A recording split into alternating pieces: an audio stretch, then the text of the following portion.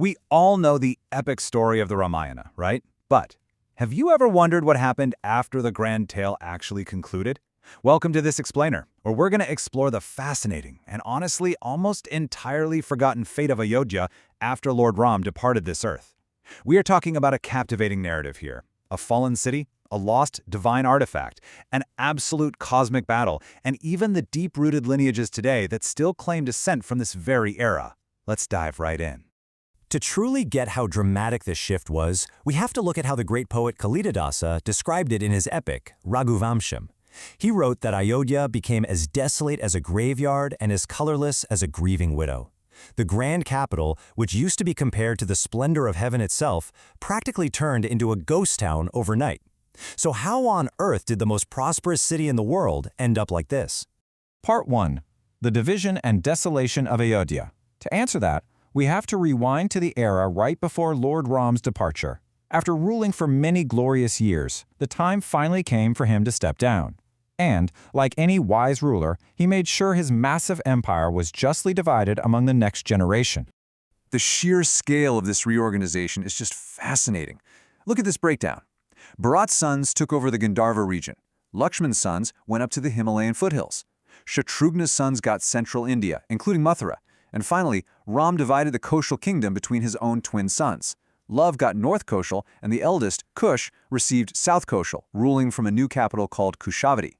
But notice what's missing here: Ayodhya.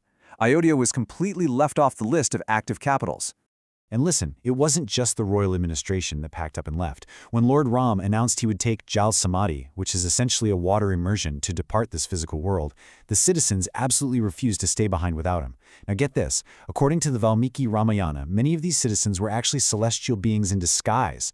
They'd incarnated on earth just to witness Ram's divine play. So, with his earthly journey complete, they walked right into the Sarayu river with him, following him back to the celestial realms. Ayodhya was left entirely empty. Just abandoned. Nothing but stone temples and quiet palaces. Part 2. Maharaj Kush's return. Meanwhile, miles and miles away in the Vindhya mountains, Maharaj Kush was ruling his new capital. By all accounts, Kush was a fantastic king. His region was prosperous, people were happy, and he was completely oblivious to the tragic ruin of his ancestral home. That is, until one fateful night. Picture this: Kush is fast asleep in his heavily guarded bedchamber when he has a startling vision. A beautiful woman, wearing ragged, torn clothes, somehow bypasses all his guards and appears right before him. When a suspicious Kush demands to know who she is, she pleads with him, saying, "O king, I am the Raj Lakshmi of Ayodhya. A capital without a king becomes an orphan." She was literally the presiding goddess of the city, and she was begging him to come back and restore the ruined, vine-choked palaces where wild animals were now roaming. Kush woke up completely astounded. He immediately consulted his advisors, who told him that honoring his ancestors and answering the goddess's plea was his supreme duty. So Kush didn't just casually move his throne. He orchestrated a massive migration. He led his army, his citizens, and a whole legion of skilled artisans right back to Ayodhya. And these artisans? They worked with the legendary skill of Vishwakarma, the celestial architect. They cleared out the overgrown weeds, restored the ancient temples, and brought life back to the streets until Ayodhya once again rivaled the city of the gods. Ayodhya was finally alive again. Part 3. The Mystery of the Divine Armlet. But, you know, every great era of peace usually precedes a massive storm. Let's jump to the Grand Spring Festival. Kush and his royal entourage go for a beautiful midnight swim in the moonlit Sarayu River. But when Kush steps out of the water, he realizes something horrifying. His invincible divine armlet, a priceless heirloom from his father, is gone. As long as he wore it, he couldn't be defeated in battle. Now, to understand why losing this was such a massive deal, we have to look at a deeply eerie flashback from the Valmiki Ramayana. Sage Augusta originally gave this armlet to Ram after receiving it from a strange divine being he met in a deserted forest. This being had actually achieved heaven through intense meditation, but because he never gave to charity in his earthly life, he was cursed with agonizing hunger in the afterlife. His punishment? No joke. He was forced to fly down to earth every single day just to eat his own lifeless corpse. He was only freed from this horrifying curse when he was finally able to perform a charitable act by gifting Sage Augusta this magnificent armlet. So this wasn't just some shiny jewelry. It was a deeply sacred, magically bound relic. Okay, back to Kush. When his divers couldn't find the armlet, they suggested a local river-dwelling serpent, Naga, might have stolen it. Well, Kush's patience completely evaporated. Furious that a mere serpent would steal his father's sacred gift, Kush stands at the river bank and draws out the terrifying Garud Astra, a divine weapon capable of literally evaporating the entire river and destroying every serpent inside it. The moment he aims the weapon, the water starts boiling and churning. A terrified Naga breaks the surface, trembling. But he's not alone. He brings his daughter, Kumudvati, and the missing armlet. The Naga king pleads for his life, explaining that this wasn't some grand act of malice. His daughter had just found the shiny object in the water and, thinking it was regular jewelry, took it to play with. And honestly, this brilliantly shows Kush's true character. Instead of unleashing his wrath, he saw the innocence in the mistake. He withdrew his weapon, accepted the apology, and was actually so taken by Kumudvati's grace that he accepted the Naga king's offer to marry her. Talk about a plot twist, right? It was a beautiful, peaceful resolution, and they soon had a powerful son named Atithu. Part 4. Devasur Sangram and Martyrdom.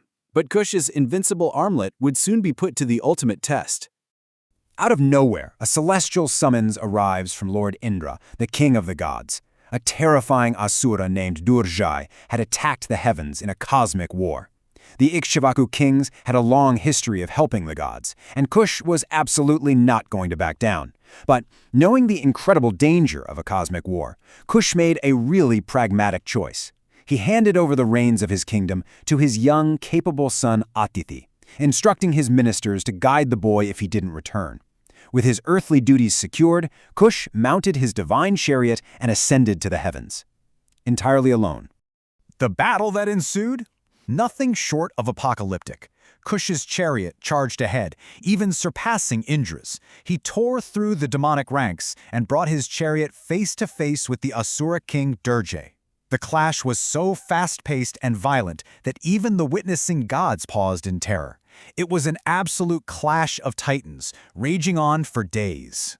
Eventually, the duel reached a tragic stalemate. The Asura king drew a catastrophic divine weapon, and in a split-second reaction, Kush unleashed his own to counter it. Both weapons collided simultaneously with earth-shattering force. The impact was devastating. Both warriors were struck. Durjai was killed, securing victory for the gods, but tragically, Maharaj Kush also fell on the battlefield, attaining martyrdom. The aftermath was a deep mix of sorrow and ultimate cosmic glory. Kush's body was brought back to Ayodhya, plunging the newly restored city into mourning. His devoted wife Kumudvati made the ultimate sacrifice, committing sati on his funeral pyre.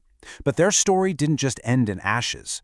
For his supreme sacrifice, Indra elevated Kush to Indralok, literally giving him a seat on his own throne.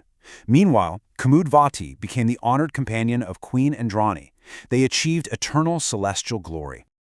Part 5. The Historical Truth of Descendants. Now, let's step out of the realm of ancient epics for a moment and put on our historian hats. What actually happens to a bloodline as legendary as this? Today, prominent communities, particularly the Kuchawaha Rajputs and the Kushwaha society, claim direct descent from Maharaj Kush.